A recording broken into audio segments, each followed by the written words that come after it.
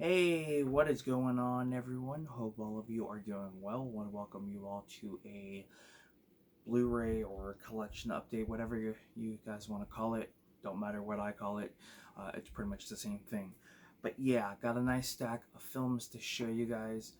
Um, so I had a eBay gift card that I had saved probably a long time ago, probably sometime last year, um, and just never really used because I just couldn't really find anything. And that's the one thing I love and hate about eBay.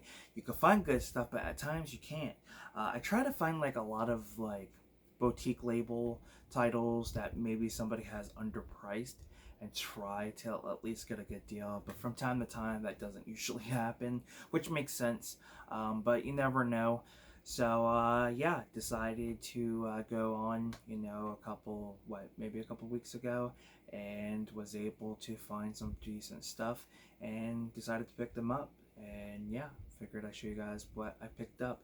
Um, I do I do use a few reward apps to get gift cards. I don't use them all the time because let's be honest, they do take a while, and I've been trying to cut back because I don't really, to me, in some way it's not worth it. Other apps are worth it, but others are just, I'm not gonna sit here a whole year and only get like 25 to 30 bucks. It's pointless. But nonetheless, decided to use the gift card balance I had, got it some decent films, and I figured I'd show you guys what I got. So let's get into it. So the first one here is a Daniel Radcliffe film, and it's one that I feel like everybody should at least check out. Very underrated in my personal opinion. I was very surprised on how great this film was, and that's the film Horns. You basically have Daniel Radcliffe's character he gets accused of murdering his girlfriend, and throughout the whole film he's trying to figure out what really happened. And he ends up growing these horns, and these horns allow him to basically tell people what to do in some way. And it's pretty interesting. But yeah, definitely one I would suggest you guys checking out. There are a few familiar faces. You do have Joe Anderson. Joe Anderson plays Max in the Beatles musical Across the Universe. So it was really cool to see him in that. He plays Daniel Radcliffe's older brother.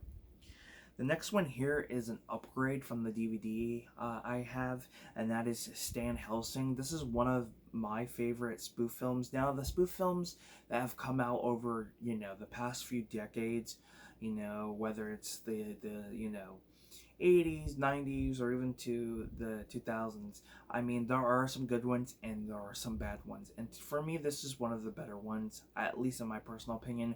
It doesn't spoof things that came out at a specific year, like disaster movie, date movie, and all those.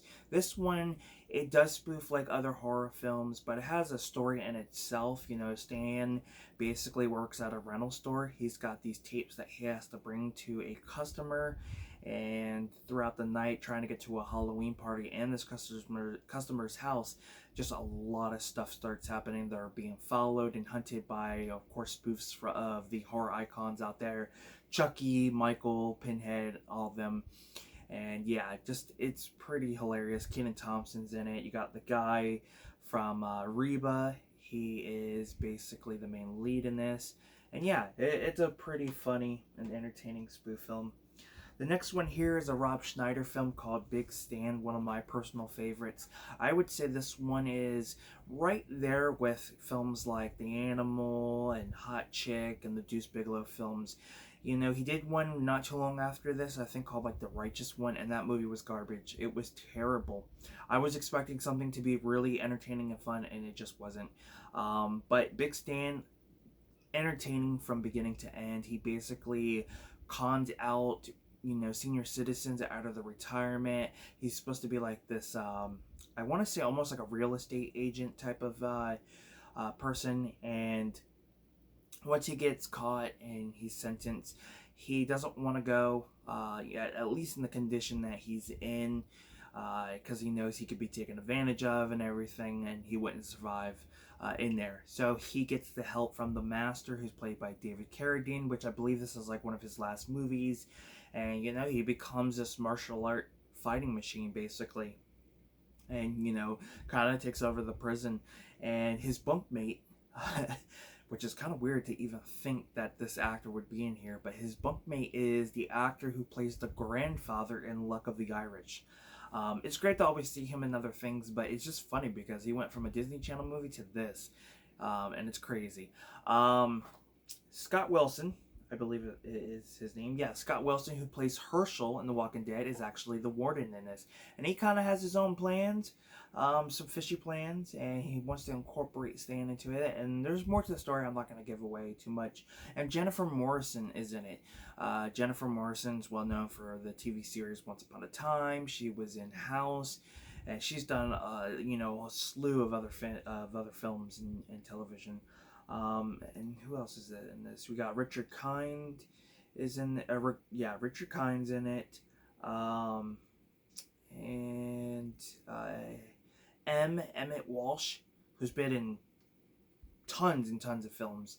He's in it as well. So yeah, really fun comedy film.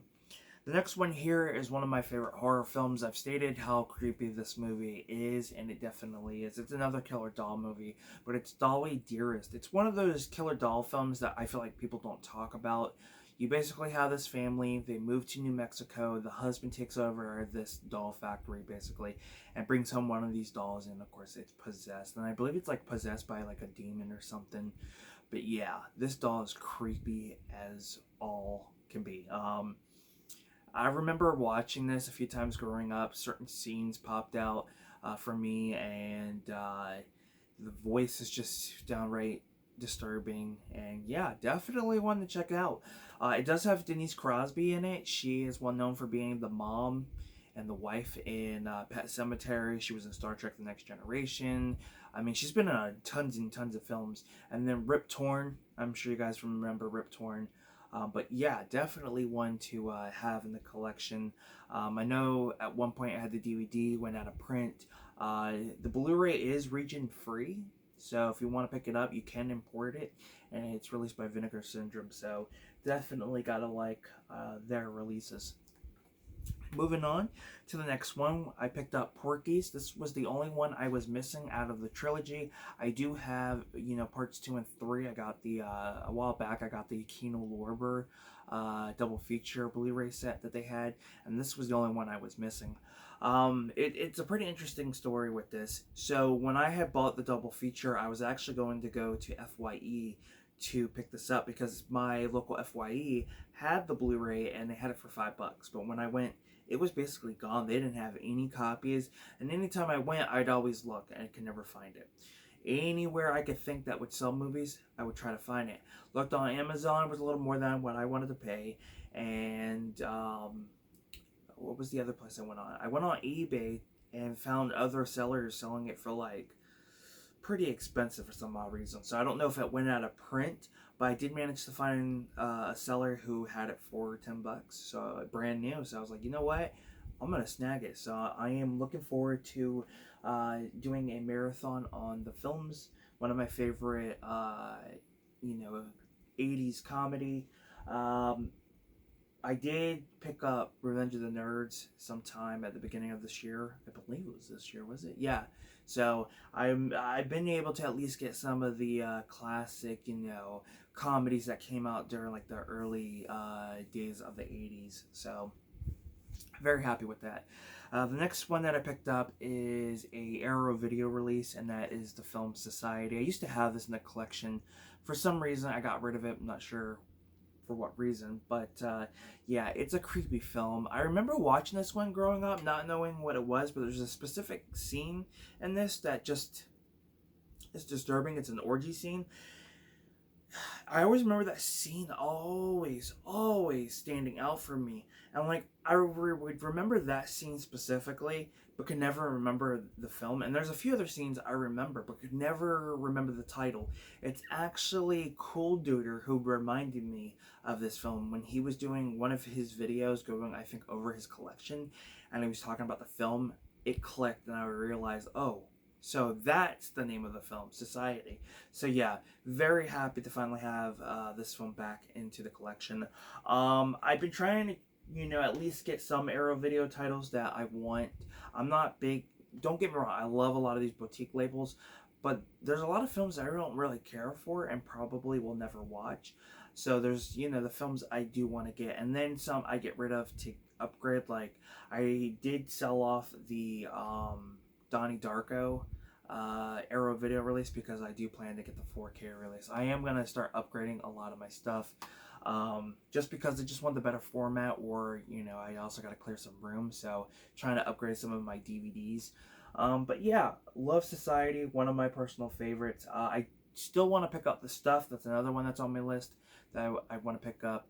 And then, damn, there's a few other Arrow Video releases I want to get that I eventually plan to get. So yeah, very happy with that. So the last one here is probably one of the most well, I wouldn't say most, it's probably one of the most, probably one of the sets I have had the most difficulty, that's the best way to term it, the most difficulty trying to get.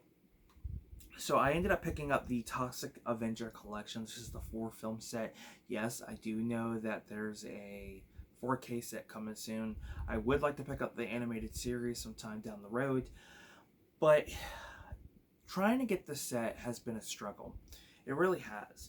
So I originally had ordered the set through Hamilton Books. I want to say sometime last year before I lost my job. Maybe last year or the year before. And it was just difficult trying to find, you know, it was difficult enough to just get this film. So I ordered it, and it went on back order. And I was really upset. I'm like, are you kidding me? So then I looked on Amazon. Amazon was more than what I wanted to pay. I think they had it for like $50 or something, 54. Then I'm like, okay, well, let me look on eBay. Or not eBay. I looked on Troma's website, Troma Entertainment, their website, and it was sold out. And I'm like, are you kidding me? And then I just waited. And of course, the announcement, hey, we're gonna, you know, the Toxic Avenger collection is coming to 4K. And I'm like, are you kidding me? I haven't even gotten the Blu-ray set yet. And last year, I did try to get the 88 films release because there was a group member that you know, was selling some of his collection in one of the groups I'm on, and yeah, he had the 88 film releases, and they were nice releases, and I passed on them. I just didn't have the money at the time, and I just waited and waited and waited and waited, and finally I found a seller on eBay, the same seller that I got Society and Porkys from, and yeah, was able to finally get it. Now, as you guys know, the Porky Society and this was the package I was having difficulties with trying to get it shipped. It kept going back and forth to other locations and not making it here. It was probably close to 2 weeks. I had put in on eBay that I did not receive it. I want to cancel it. But the buyer said, give it time. You know, I think they could have done a little bit better for their customer service, but they were patient, which is nice. But yeah, I decided to change my mind once the tracking updated. It literally said it was in transit for 4 days. It finally updated, went back to the same location that's about an hour or two away from me, depending on traffic. And I'm like, oh man, please let it be at my post office when it updates tracking. And it was. And I was so happy. And then I get a notification saying it's out for delivery. And before that, I actually canceled the cancellation. That way I can at least give it time to come in. You know, I didn't want to cancel my order. I get my money back and it shows up. So I changed my mind. I said it's on its way and it's a possibility it'll be coming in, and it did, and I'm very happy. I definitely gave the buyer positive feedback regardless. Shipping, I kind of, you know, scored it on how I felt, which makes sense. But yeah, they finally showed up, and I'm just very, very happy. And yeah, the cool thing about this is that each film has its own disc, so you'll get the special features and everything. I don't know what has special features, but I remember watching part 4 before I saw any of the other ones. So when G4 eventually became like the GQ channel or the main channel, whatever they called it, they would play Toxic Avenger Part 2 and 3. Sometimes they play them back to back, or just randomly. And I really enjoyed those movies. There's one specific character in Toxic Avenger 4 that's just downright bad. I can't get into it because it's offensive, but it's one of my favorite characters because it's funny in some way.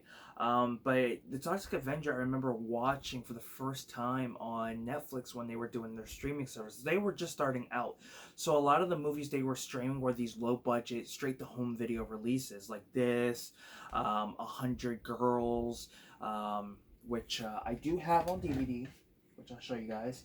This is the film, 100 Girls, which is a pretty funny comedy. They played that and a few other films. I can't remember exactly what else they had, but I remember them airing that, and that's how I saw the first film. Toxic Avenger 4, I watched before the first film. My local Winn-Dixie, at one point before like Blu-rays were becoming a big thing, they would sell DVDs, and they continued to do it, but at one point their selection was a lot better, and they had the Toxic Avenger 4 on DVD. So I remember picking that up years ago. I think it was like $5, and I'd watch it, and was pretty entertained by it. They're cheesy, they're bad, but I love them. I have an appreciation for practical effects, for cheesiness, because it shows how much work filmmakers put into their product, and how much passion they have. Who cares if it's not perfect? There's going to be people who love it and appreciate it, and I'm definitely one of those type of people. So yeah, very happy to finally have that in the collection.